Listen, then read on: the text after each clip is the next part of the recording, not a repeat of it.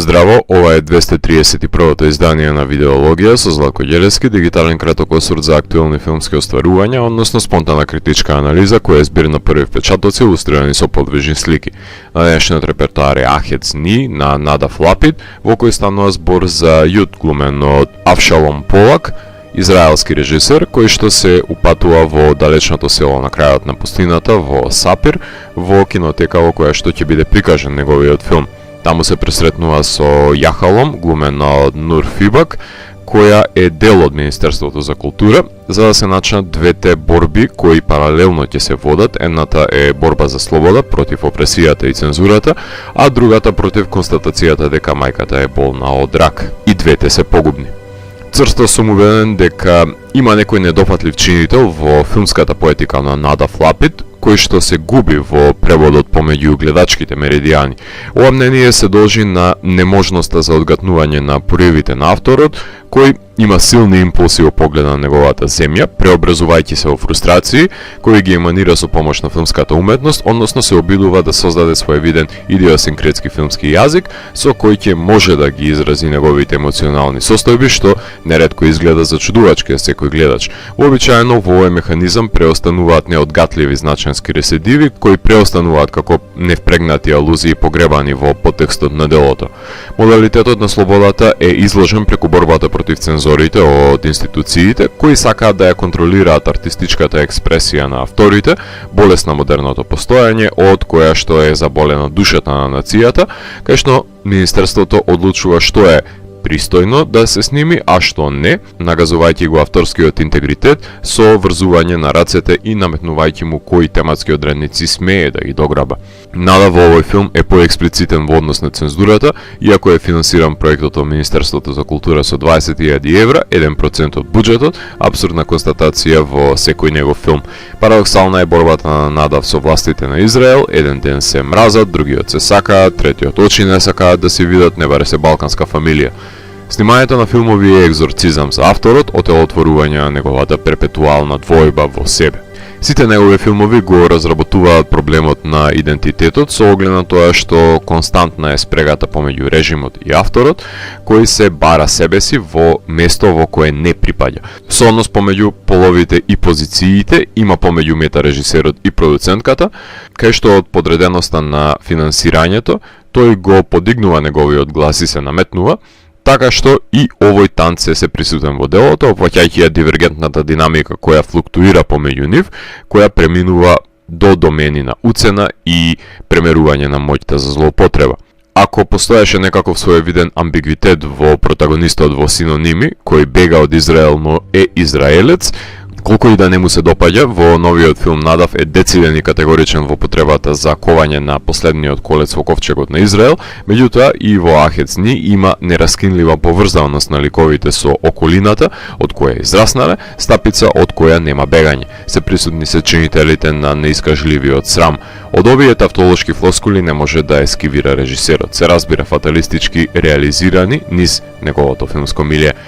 Телото е антитежа, контрапункт на јазикот, а јазикот се употребува за да се спаси сопственото тело и државата. Филмскиот медиум во ова дело ја зазема функцијата на романтизирање на архаичната уметност, која нема удел врз живота на денешниот човек, како што ефемерни беа поезијата и француските синоними во претходните, кај што во новиот филм ликот се испразнува од зборовите и колабира на земја. Колку и да сака, нема да може да се избави од израелското на вербален начин. Сервилната војска, олицетворението на автодеструктивната држава, најдоброто и најлошото од неа, која го слави телото, иако со наредба се самоуништуваат со цијанид, Надав иронично слави еден негламурозен дел од телото, односно коленото. Единствениот кој се возбудува од филмските колена е Ерик Ромер,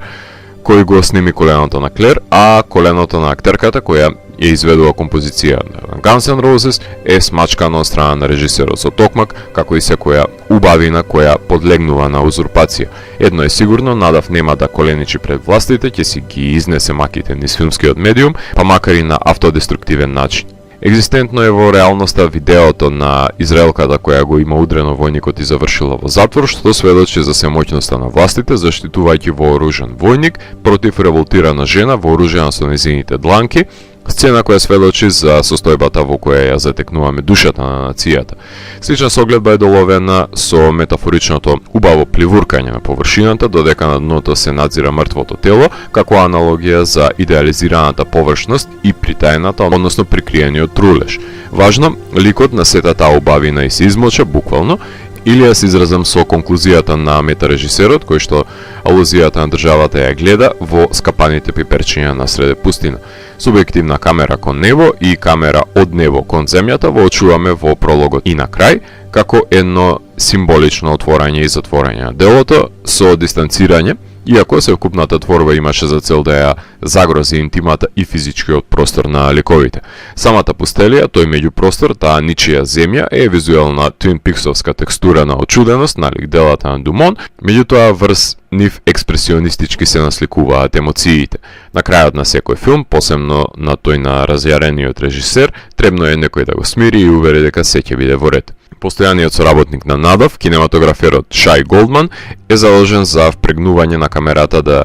изведе неочекувани движења, миговно да ја интензивира физичката блискост до ликот, да ја атакува неговата интима и на визуелен план, да смогне нагли панорамски движења и тилтови во кадар, односно да танцува камерата во ритмот на музиката заедно со протагонистот, станувајќи алатка за понирањето на гневот и неговата ентрописка визуелна презентација. Монтажерката на Валцвит Башир, Нили Фелер, се обидува да ги сошие различните вињети на нечие постојање, амалгамирајќи музички сегмент на преслушување музика на слушалки снимен на рака и музичко видео на кое војници и војнички на кросовер панк композиција се шуткаат и танцуваат со џамкат низ просторот и милитантен флешбек во времето, а сепак се обидува да образува кохезивна целина без да го застрани вниманието на гледачот, што нималку е лесна задача, посебно кога треба да се создаде нанис на екстернализирање на иманентните пориви на ликот. Поигрување со звук има во сцените во кои протагонистот се движи во лев или десен дел од кадарот, во зависност на движењето мигрира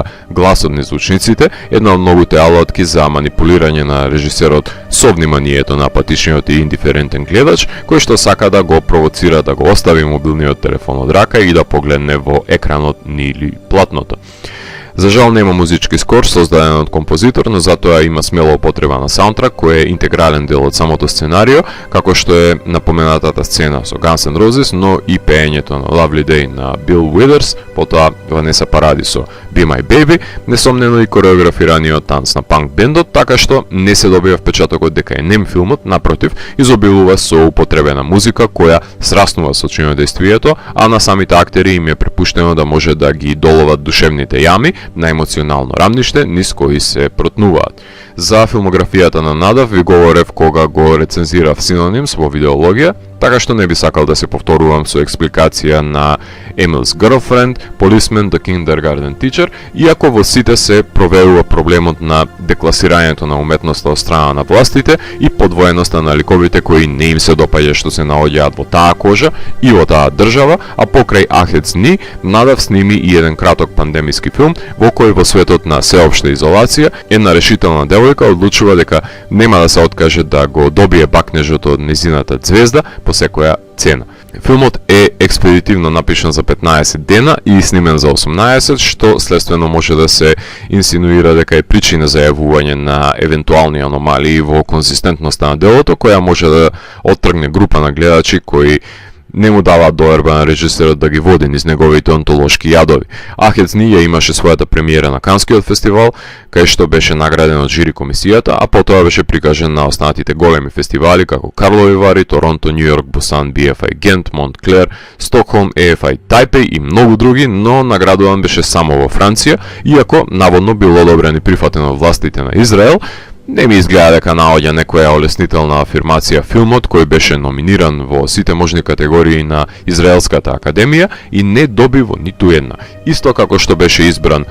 Let It Be Morning да биде представник на Израел за Оскарите, а не филмот на Надав. Така што нешто ми е сумничаво во констатацијата дека Израел демонстрира волност и желност да подлегне на социокритичкиот маниризам насочен кон државата во Ахец Ни, како да има некаква когнитивна дисонанца низ розоевите очила со кои се гледа во Израел, Не знам, само хипотетизирам. Муби се е магнет за претенциозни дела, така што воопшто не бидете изненадени што новиот филм на Надав може да го најдете на оваа платформа. Филм за процесот на одбивање на поднесениот филм од страна на министер за уметност, кој мрази уметност, во влада која мрази убавина, што станува парадоксот на светот кој се гради во делото на Надав. Денешница кај што се слави антиинтелектуализмот како мерило за дострел, инспириран од постоечкиот израелски министер кој се пофалил на прес дека 10 години не прочитал книга, додека ја гледаме агонијата и револтот на режисерот во филмот, како се бори против невидливите виуги на цензурата. Филмски рок-н-рол. Сепак, не му преостанува ништо освен црпењето од себе си и од околината, но на крај географијата секојаш победува. Ако морам да го евалуирам, тогаш Ахец Ни од мене има 4 од 5. Доколку ви се допадна 231-то издание на дигиталната архива Видеологија, лекувајте го видеото, споделете го и следете го каналот. Последете и по останатите рецензии на виртуелната полица. Ви благодарам за вниманието. Поздрав!